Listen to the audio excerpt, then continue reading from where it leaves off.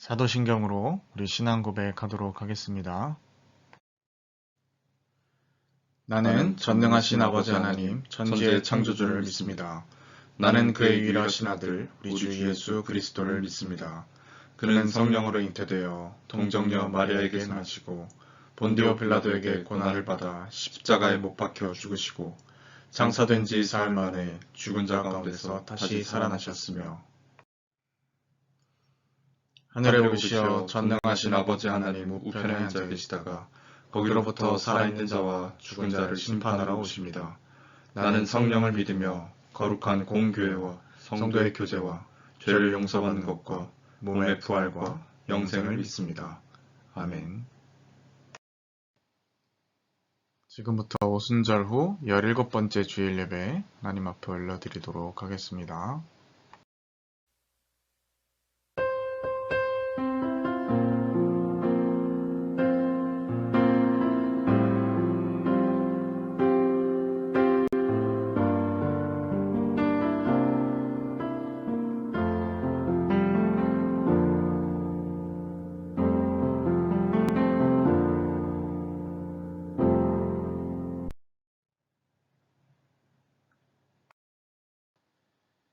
우리의 능력이 되시는 하나님을 향하여 기쁘게 노래하며 야곱의 하나님을 향하여 즐거이 소리칠지어다.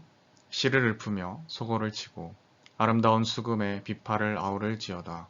초하루와 보름과 우리의 명절에 나팔을 불지어다. 아멘. 사랑이 많으신 하나님, 가을이 점점 깊어져 가고 있습니다. 들판에 서서히 곡식이 무르익고 나무마다 알찬 결실이 맺어지는 아름다운 계절을 허락하심에 감사드립니다. 만물이 성숙해지는 때를 맞이하여 저희도 세상의 걱정과 근심을 내려놓고 이 시간 주님 앞에 나왔습니다. 주님을 사모하며 예배하는 저희의 심령도 성령님의 열매로 풍성하게 하옵소서. 이번 주는 이 민족의 고유 명절인 추석도 있습니다. 모든 성도들이 하나님의 은혜를 더 깊이 묵상하며 감사하게 하옵소서. 예수님의 이름으로 기원하옵나이다. 아멘. 성시교도 가도록 하겠습니다. 여호와께 감사하고 그의 이름을 불러 아뢰며 그가 하는 일을 만민 중에 알게 할지어다.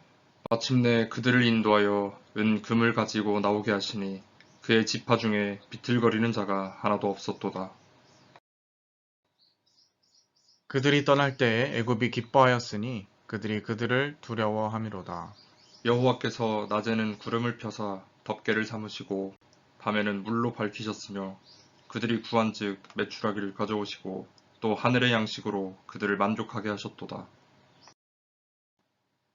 반석을 여신즉 물이 흘러나와 마른 땅에 강같이 흘렀으니 이는 그의 거룩한 말씀과 그의 종 아브라함을 기억하셨음이로다. 그의 백성이 즐겁게 나오게 하시며 그의 택한 자는 노래하며 나오게 하시고 여러 나라의 땅을 그들에게 주시며 민족들이 수고한 것을 소유로 가지게 하셨으니 이는 그들이 그의 율례를 지키고 그의 율법을 따르게 하려 하심이로다. 할렐루야. 아멘. 아멘. 이 시간 한 주간을 돌아보며 앞에 화면을 참조하셔서 공동으로 낭독하며 드리는 기도의 시간입니다. 함께 낭독하며 기도 올리도록 하겠습니다. 자비의 주님, 우리의 죄를 씻기 위하여 십자가를 지신 예수님을 바라보며 회개의 자리로 나옵니다. 성결의 하나님, 우리의 더러운 생각과 언행을 용서해 주옵소서. 지난 한 주간 저희는 누추하고 어리석은 생각에 사로잡혀 희롱의 말을 하면서 하나님의 영광을 가렸습니다. 세상 사람들과 함께 사는 일상 속에서도 성도로서의 구별된 모습을 드러내지 못했습니다. 음행과 온갖 더러운 것과 탐욕은 이름조차 부르지 말라 하셨는데 저희는 오히려 그 죄악된 것을 즐기고 탐하며 살았습니다. 주님의 제자임을 자처하면서도 예수님의 발자취를 따르지 못했습니다. 주님, 이 모든 죄를 회개하오니 용서해 주옵소서. 이제부터는 하나님 앞에서 부끄러움이 없는 삶을 살 수 있도록 성령님의 감화 감동으로 우리 발걸음을 인도하여 주옵소서. 예수님의 이름으로 이 고백의 기도를 드립니다. 아멘. 이 시간 한 주간을 돌아보며 참회의 기도를 올려드리고 또 이 예배에 하나님의 은혜가 임하도록 함께 기도하도록 하겠습니다.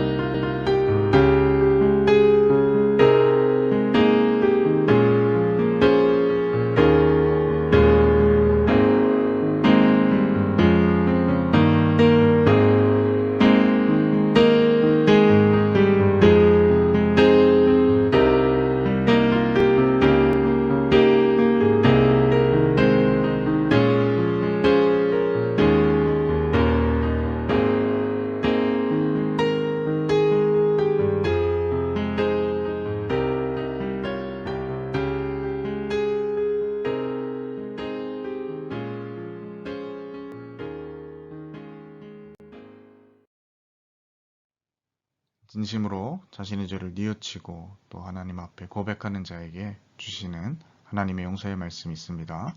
다 함께 그 말씀 봉독하도록 하겠습니다.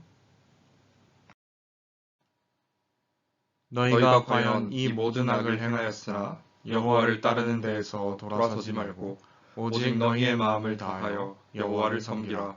여호와께서는 너희를 자기 백성으로 삼으신 것을 기뻐하셨으므로 여호와께서는 그의 크신 이름을 위해서라도 자기 백성을 버리지 아니하실 것이요. 아멘. 하나님께 찬양 올려드리도록 하겠습니다.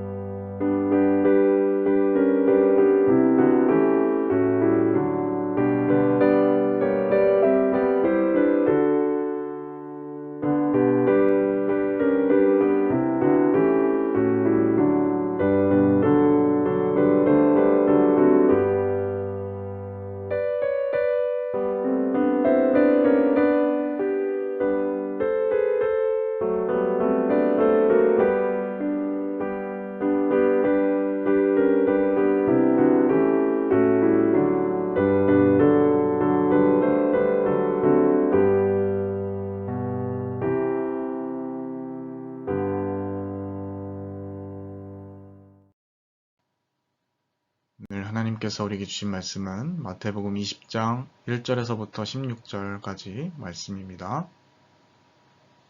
마태복음 20장 1절에서부터 16절까지 말씀입니다.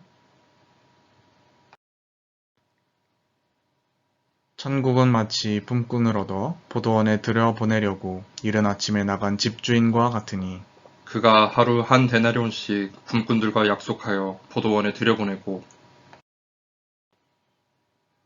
또 제3시에 나가보니 장터에 놀고 서 있는 사람들이 또 있는지라. 그들에게 이르되 너희도 포도원에 들어가라. 내가 너희에게 상당하게 주리라 하니 그들이 가고 제6시와 제9시에 또 나가 그와 같이 하고 제11시에도 나가보니 서 있는 사람들이 또 있는지라. 이르되 너희는 어찌하여 종일토록 놀고 여기 서 있느냐. 이르되 우리를 품꾼으로 쓰는 이가 없음이니이다. 이르되 너희도 포도원에 들어가라 하니라. 저물매 포도원 주인이 정직이에게 이르되 품꾼들을 불러 나중 온 자로부터 시작하여 먼저 온 자까지 삭을 주라 하니 제11시에 온 자들이 와서 한 데나리온씩을 받거늘 먼저 온 자들이 와서 더 받을 줄 알았더니 그들도 한 데나리온씩 받은지라. 받은 후 집주인을 원망하여 이르되 나중 온 이 사람들은 1시간밖에 일하지 아니하였거늘 그들을 종일 수고하며 더위를 견딘 우리와 같게 하였나이다. 주인이 그 중에 한 사람에게 대답하여 이르되 친구여 내가 네게 잘못한 것이 없노라. 네가 나와 한 데나리온의 약속을 하지 아니하였느냐. 내 것이나 가지고 가라. 나중 온 이 사람에게 너와 같이 주는 것이 내 뜻이니라. 내 것을 가지고 내 뜻대로 할 것이 아니냐. 내가 선함으로 얘가 악하게 보느냐. 이와 같이 나중 된 자로서 먼저 먼저 되고 먼저 된 자로서 나중 되리라. 아멘. 오늘 말씀 바보 하나님을 본받아 라는 제목으로 말씀 나누도록 하겠습니다. 네, 여러분 한 주간도 평안히 잘 지내셨습니까? 오늘 말씀은 굉장히 불평등해 보이는 임금 갈등에 대한 문제를 담고 있습니다. 예수님께서 하신 비유의 말씀이죠. 실제 상황은 아니고 비유이기는 합니다만은 만약에 이 비유의 이야기가 현실에서 그대로 진행이 되었더라면 충분히 논란거리가 될 만한 그런 문제처럼 보입니다. 말씀을 읽었더라면 여러분들께서 이해하시기에 어려운 요소는 없어 보입니다. 지난주에 살펴보았듯이 이 달란트라는 이 화폐 가치는 하루 노동자의 임금, 하루의 삭스로 알려져 있고요. 주인과 계약을 맺은 그 노동자들이 제3시, 제6시, 9시 이렇게 각각 다른 시간에 모집이 되어서 일을 한 상황입니다. 모두가 똑같은 계약금에 해당하는 한 달란트를 지급받으니까 이제 일찍 나와서 일을 했던 이들이 주인에게 항의를 하는 그러한 내용이었죠. 이들의 불만은 나중에 1시간밖에 일하지 않은 자와 같게 했다. 같은 처우를 받았다. 분명히 시간으로 보나 양으로 보나 내가 더 열심히 일했는데 처우가 같았다라는 것이 이들의 불만이었습니다. 아까 말씀드렸다시피 이것은 충분히 논란을 이야기할 수 있을 것 같습니다. 이 공정의 문제, 공평의 문제. 나는 일을 더 열심히 했는데 왜 1시간 일한 사람과 똑같이 취급을 해야 하는가 억울할 수가 있을 것 같습니다. 어떤 사람들은 그래서 마지막 1시간 일하는 사람이 고마워서 더 치열하게 일하지 않았겠냐 뭐 이런 식의 보충적인 해석을 이제 시도하기도 하는데요. 일찍 온 사람은 아마도 약간의 이렇게 거드름도 피우면서 요런껏 일을 널널하게 했고 그래서 주인이 한 달란트를 줬을 수도 있다라는 식의 해석을 시도하는 것입니다.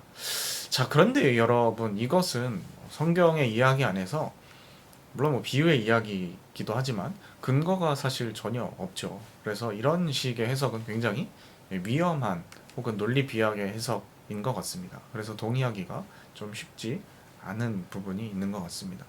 그래서 저는 의외로 많은 사람들이 잘 놓치고 있는 부분에 대해서 함께 나누고 이야기해 보려고 합니다. 자, 예수님께서는요, 이 비유의 말씀을 드실 때 천국은 이런 것과 같다. 이렇게 말씀하시면서 이렇게 운을 떼시고 비유의 말씀을 우리에게 전달해 주셨다라는 겁니다. 이를테면 이 비유를 해석할 수 있는 핵심 키를 앞에 사전의 문장에 제공을 하고 있는 것이죠. 1절의 말씀을 보면 천국은 뭐뭐 같지만 결국 뭐뭐 같다 이렇게 합니다. 그것이 무엇입니까? 집주인과 같다 라고 하는 것이죠. 하나님의 나라는 집주인과 같다라는 겁니다. 자, 이 비유는 달란트 같다도 아니고 포도원 같다도 아니고 하나님 나라는 집주인과 같다라고 말을 하고 있는 것이죠. 자, 여러분 어떤 집 주인입니까? 품꾼을 얻어 포도원에 들여보내려고 아침에 나간 집주인의 마음. 그것이라는 거예요. 여러분 그 집주인의 마음은요. 처음 온 사람과 나중에 온 사람을 동일하게 대우하는 것이었습니다. 여러분 포도원을 운영하는 경영하는 그 사람의 입장에서는 사실은 상식적으로 볼 때 효율적이지 않은 그러한 방식이지 않겠습니까? 왜냐하면 잘하고 더 많은 노력을 기울인 사람에게 인센티브를 주고 보너스를 주고 뭐 그렇지 않은 사람은 덜 주는 게 훨씬 더 효율과 능력과 또 상식적으로 보기에도 그것이 효율적이어 보이기 때문에 그렇죠. 경영자의 입장에서도 이것이 이 작물의 생산량을 높이는데 더 효과적인 방식이면 틀림이 없어 보입니다. 자, 그런데요. 포도원 주인은 그렇게 하지 않았습니다. 제3시, 제6시, 제9시에 이렇게 노동자를 찾으러 3번씩이나 구인 시장에 나갈 필요도 없는 거죠. 사실 그렇지 않습니까? 아침에 일찍 온 사람들, 빠릿한 사람들을 추려서 포도원에 데려다 놓고 계약금을 준다면 열심히 일하게 하면 그만이지 않겠습니까? 좀 더 열심히 한 사람이 있다면 추려서 그 사람을 좀 선별해서 챙겨주면, 그래서 그 집단 내부에서 자연스럽게 경쟁이 일어나게 하면 그만인 겁니다. 뭐 생산량별로 임금을 차등해서 지급하겠다 이렇게 조건을 걸어도 될 것이고요. 제3시라는 것은 오늘날 시간으로 따지면 오전 9시에 해당하는 시간입니다. 6시는 그렇다면 12시가 되겠죠? 제1시는 오후 5시가 됩니다. 그러니까 포도원 일의 종료가 6시라고 할 때 무려 1시간밖에, 종료 1시간밖에 남지 않은 시간에 일꾼을 모집하고 있는 것이죠. 이 주인은 그렇게 행동했습니다. 그럼 굳이 이렇게 할 필요가 있었을까요? 사실 전혀 그럴 필요가 없는 것이죠.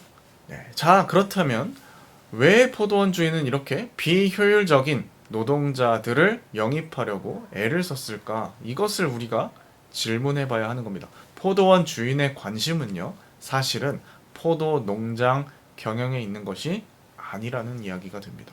왜냐면 효율적이지 않으니까요. 그곳에 있는 것이 아니고요. 포도원 주인의 관심은 일할 곳이 없는 사람들의 관심이 있었다라는 거예요. 포도원 그 자체, 포도원 운영, 얼마나 많은 농작물을 수확하고 이익을 내고 거기에 관심이 있는 것이 아닙니다. 일하지 않으면 굶어 죽을 수밖에 없었던 그 당시의 사람들을 불쌍히 여겼기 때문입니다. 여러분, 바로 이 주인의 마음, 이것이 하나님의 나라와 같다라고 하는 거예요. 하나님의 나라는 바로 이렇게 기댈 곳이 없는 사람들을 위해서 열린 곳이다 라는 말씀을 전하시기 위해서 예수님께서 이 비유를 들고 계신 겁니다. 당시에 로마 제국의 식민 지배를 받고 있었던 이스라엘은요, 로마로부터 대부분의 땅을 빼앗긴 채로 소작농이 되어버린 그러한 신세들이었습니다. 로마에게 세금을 내기 위해서 빚을 진 채로 자기 땅을 내놓을 수밖에 없었던 그러한 신세였던 거죠. 자, 포도원 주인은 바로 그런 사람들을 불러다가 일을 시키고 참여한 모든 사람들에게 가족을 부양하기에 충분한 임금을 지급을 한 것입니다. 이 말은 곧 하나님 나라가 로마 제국과 같지 않다라는 말이고, 가난한 자들과 빼앗긴 자들을 위해서 풍성히 먹이시는 은혜와 자비의 나라라는 것을 보여주는 것입니다. 경영을 위한 것이 아니고 사람을 위한 것이었습니다.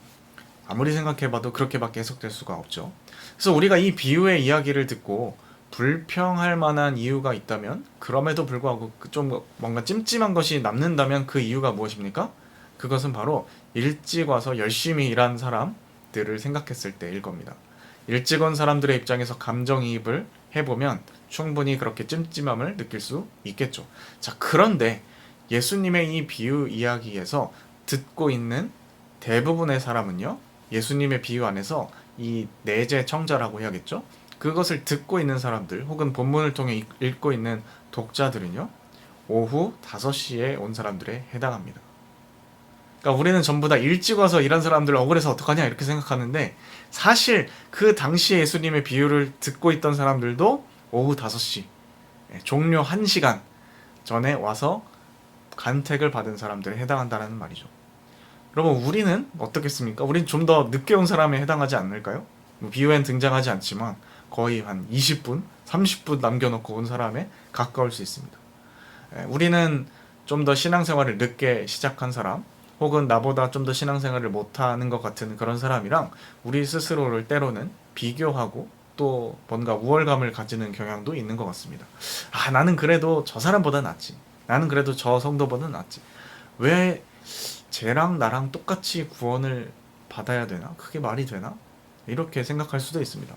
근데 여러분, 하나님 나라의 시작인 구약 성경부터 지금까지 전체 역사를 놓고 보면 우리는 거의 끄트머리에 와 있는 거나 마찬가지라는 말이죠. 그 옛날 아브라함 조상 때부터 오늘날에 이르기까지 엄청나게 많은 세월이 흘렀고, 또 수많은 순교자들의 예수를 믿는 그 신앙 때문에 수많은 박해와 고난을 감수해온 그 세월이 있습니다. 여러분, 그것에 비하면요, 우리는, 여러분들 얼마나 신앙생활을 열심히 해오셨는지 모르겠지만 그것에 비하면 굉장히 우리는 편하게 신앙생활을 하고 있는 것이죠. 그나마 우리가 살고 있는 시대 가운데 조금 고난에 가깝다라고 견줄 수 있을 만한 거는 코로나19 때문에 대면 예배를 좀 못하는 거, 이 정도가 그나마 굵직한 것일 것 같은데요. 근데 그런 것을 좀 크게 계산을 한다고 쳐도 옛날 신앙의 세대에 박해를 당했던 그 수위와 비교하면 너무나 창피한 거죠. 이것은 핍박이라고 할 수도 없는 거니까요. 게다가 포도원 비유 이야기에서 일찍 왔던 늦게 왔던지 간에 그것의 순위가 중요한 것이 아니라 이들이 애초에 일할 자리가 전혀 없었다라는 것이 중요한 겁니다. 포도원 주인의 자비가 없었다면, 포도원 주인의 부르심이 없었더라면 이들은 제 아무리 뛰어난 역량을 가지고 있건 말건 족박을 찰 수밖에 없는 신세, 처자식이 굶을 수밖에 없는 신세였다 라는 것을 기억할 필요가 있습니다. 그것이 바로 우리 스스로를 보여주는 본질인 것이죠. 하나님을 떠나서 죄에 머물러 있는 우리들의 상태, 모습이 바로 이와 같았다라는 것이에요. 로마 제국이 하늘에서 갑자기 뚝 떨어진 그러한 특수한 상황입니까? 아니죠. 하나님이 지으신 세계 가운데서 자유롭게 관계 맺던 인류가 어느 순간 하나님 말씀을 저버리고 더 좋아 보이는 그 자유를 찾아 나서겠답시고 하나님을 잊기로 한 그 순간부터 비극이 시작된 거 아니겠습니까? 그래서 이 세상에 약육강식의 법칙, 힘의 논리와 전쟁과 기근이 시작된 거 아닙니까? 결국에 여러분, 하나님이라는 속박, 그렇게 착각했죠. 하나님이라는 속박에서 벗어나겠어 라고 당차게 나섰던 우리의 말로는 로마 제국이라는 힘 있는 자가 모든 것을 빼앗고 정당화하는 그러한 세상에 스스로 처하게 되었다라는 겁니다. 우리가 스스로를 그렇게 스스로의 상황 가운데 놓여지게 했다라는 것이에요. 결국 수많은 사람들이 하루 벌어 먹기 위해서 길거리를 나서도 아무도 채용해주지 않는 이 불행한 시대가 예수님의 비유 당시에는 일어났다라는 것이죠. 그런데 어찌 보면 오늘날 우리가 맞이하고 있는 청년 실업 문제나 이 취업 문제를 보는 것과 좀 오버랩되는 것 같은 느낌도 있습니다. 오늘날이 더하면 더했지 옛날보다 덜하지도 않은 것 같아 보이기도 하고요. 그러나 인자한 포도원 주인은요, 경제적 논리나 효율성의 논리로 이들을 대하지 않으시고 그들을 생각하면서 포도원에 일하게 했다라는 거예요. 고용시켜 준 것이죠. 이것이 바로 하나님 나라의 원리입니다. 자, 그러면 이제 우리가 이 비유에 대한 해석은 다 끝난 것 같습니다. 그렇다면 우리가 이 말씀을 우리의 삶 속에 실제로 어떻게 적용해 볼 수 있을까요? 단순하게 생각하면 하나님께서 우리를 인자와 자비로 구원해 주셨다. 너무 감사하다. 하나님 은혜 너무 감사합니다. 최고입니다. 이렇게 하고 끝낼 일일까요? 아닙니다. 근데 여러분, 안타깝게도 많은 사람들이 이 하나님 나라의 비유를, 이 한 달란트 지급받은 이 비유를 우리의 생활 가운데 적용하는 것을 상당히 껄끄럽고 불편하게 생각하는 경향이 있습니다. 야, 그것은 단지 구원에 대한 비유인 것 뿐이지 않냐 이러고 일상생활에서는 경제의 논리, 효율성의 논리, 로마 제국의 논리로서 충실한 로마 제국의 신민으로 살아가는 거죠. 그러나 여러분, 그것은요, 포도원 주인의 마음을 제대로 알았다고 보기는 어려울 것 같습니다. 마치 지난주 설교에서 자기가 엄청난 빚을 탕감받아 놓고 나서 자기에게 정말 소액을 빚진 동료의 멱살을 잡는 태도와 같은 거죠. 하나님의 자녀가 된 우리는요, 이 포도원 주인이신 하나님의 마음을 본받을 필요가 있다라는 것입니다. 그 하나님의 마음이 무엇일까? 그 포도원 주인이신 하나님의 마음이 무엇일 것인가를 생각할 필요가 있다는 거예요. 하나님 마음을 본받는다라는 것은 바로 우리의 일상생활 속에서 우리의 이웃들을 경제 논리나 효율로 대하지 말라는 것입니다. 그들을 나의 필요에 따라 이익의 관점으로 대하는 것이 아니라 사랑의 원리로서 베푸는 존재로서 섬기는 존재로서 대하라는 것이에요. 이것은 바로 은혜를 입고 실감하는 사람만이 할 수 있는 행동일 겁니다. 그러니 바른 적용은요, 먼저 내가 그 은혜를 입은 사람이구나 이것을 기억하고 감사하면서 또 일상 가운데 그 하나님의 은혜를 맛보아 누리면서 우리의 생활 가운데 우리 삶 속에 우리의 이웃을 대하는 태도로서 그것을 나타내어 보이는 것입니다. 이것은 강요로 되지 않습니다. 내가 하나님의 은혜를 입은 사람이구나라는 것을 실감해야만 할 수 있습니다. 여러분, 우리는 모두 오후 5시 인생과 같은 사람들입니다. 하나님의 은혜 없이, 하나님의 부르심 없이 우리는 오갈 데 없이 버려지고 방황할 수밖에 없었던 것, 그것이 우리의 본질이라는 것을 잊지 말아야 할 것입니다. 이미 취업을 성공하신 분이건 하지 못하신 분이건 그런 걸 이야기하는 것이 아니고요. 우리가 정말 인생을 왜 사는지, 내 삶의 목적은 무엇인지 그것을 찾지 못해 공허해하며 방황하는, 그리고 그러한 생각, 이러한 인생에 대한 생각조차 하는 것을 마치 이제 중2병, 사치스러운 고민처럼 이렇게 유도하는 그 진지한 인생의 철학적 생각을, 이 생각조차 마비시키는 이 시대를 우리가 살아가고 있습니다. 우리가 이 시대 가운데 그리스도인으로서 살아가야 할 태도가 있다면, 하나님께서 당신의 자비로 우리를 구해내셨구나, 그것도 자신의 몸을 버리시면서 아낌없이 우리를 위해 정말 모든 것을 쏟아 부으셔서 우리를 구해주셨구나, 그 은혜를 기억하는 것입니다. 그리고 그 주님의 마음, 주인의 마음, 포도원 주인의 마음을 헤아려서, 하나님의 마음을 헤아려서 우리 이웃들을 그렇게 넉넉하게 대할 수 있는 그런 마음을 가졌으면 좋겠습니다. 우리 그렇게 하기가 쉽지 않을 수 있습니다. 왜냐하면 세상은 철저한 효율성, 가성비, 경제의 논리로 나에게 이익을 줄 것 같은 사람만을 가까이 하면서 살아가는 세상이기 때문이죠. 그러나 우리가 정말 구원받았다면, 우리가 정말 말도 못할 은혜를 입었다면, 우리가 주변에 기꺼이 나와 관계하고 있는 이웃들에게 때로는 내가 손해가 된다 할지라도 기꺼이 베풀 수 있는 그러한 사람이면 좋겠습니다. 우리가 그 넉넉함을 우리 삶 가운데 보여줄 때 하나님의 나라의 원리가 우리 삶 가운데 드러나고, 우리의 신앙 고백이 정말 말뿐이 아니라 우리의 삶의 고백으로서 세상 가운데 자연스레 전파될 줄 믿습니다. 나중된 자 주제에 먼저 된 자의 마음을 갖고 교만하지 않았으면 좋겠고요. 하나님의 크신 은혜에 감격하면서 감사하면서 신실하게 우리의 일상 가운데 그렇게 응답할 수 있는 우리 모두가 될 수 있기를 바랍니다. 기도하겠습니다. 하나님 아버지, 오늘 포도원 주인의 비유 이야기를 함께 살펴보았습니다. 그것이 어떤 의미인지 다시금 생각할 수 있도록 인도하신 은혜에 감사를 드립니다. 주님, 우리가 정말 오후 5시 인생과 같이 일자리가 없어, 갈 곳이 없어, 머무를 곳이 없어서 막막한 그런 우리의 인생을 주님께서 부르셔서 생명 주시고 구원을 허락하여 주시고 놀라운 은혜를 깨닫게 해주심을 다시금 깨닫습니다.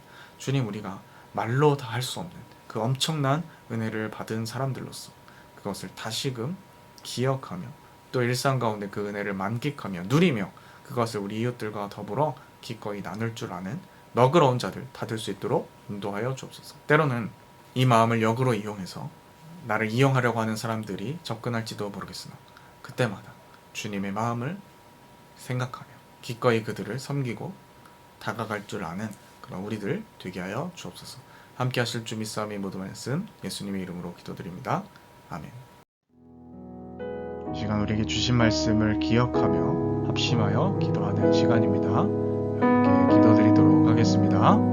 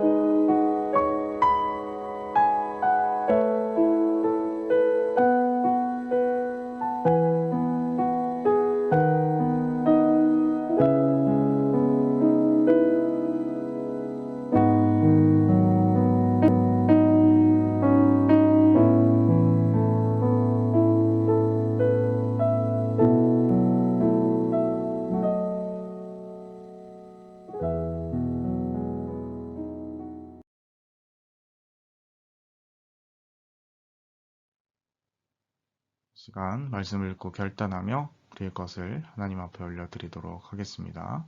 계좌는 참고하여 주시기 바랍니다. 주가 일하시네 찬양 함께 드리도록 하겠습니다.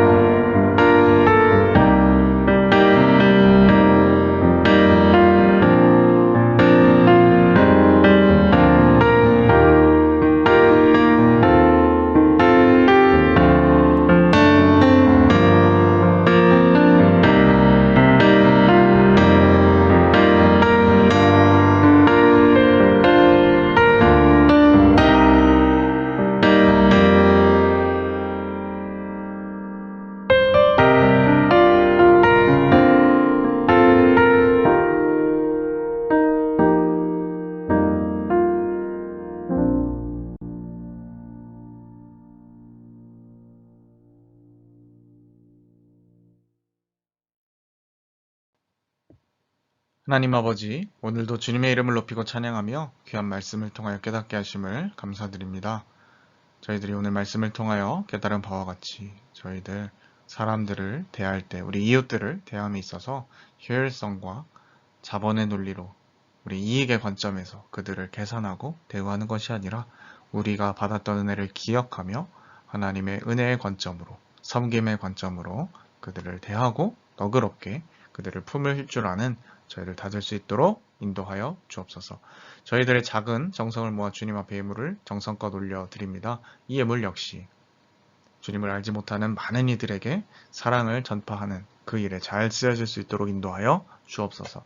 함께 하실 줄 믿사오며 이 모든 말씀 예수님의 이름으로 기도드립니다. 아멘.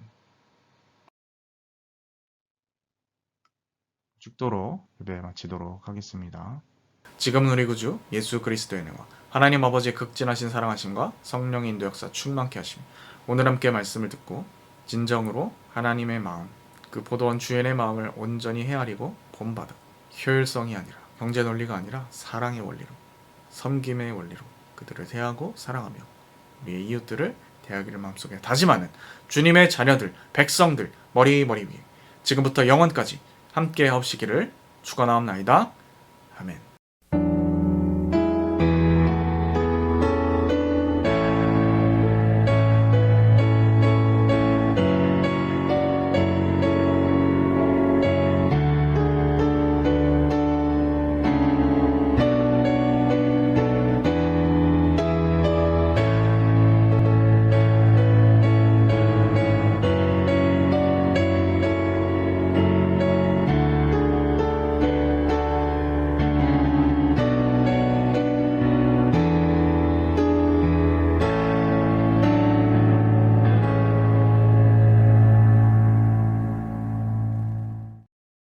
네, 여러분 한 주간도 정말 베푸는 삶, 이웃과 함께 더불어 살아가는 삶, 그렇게 살 수 있기를 간절히 바랍니다.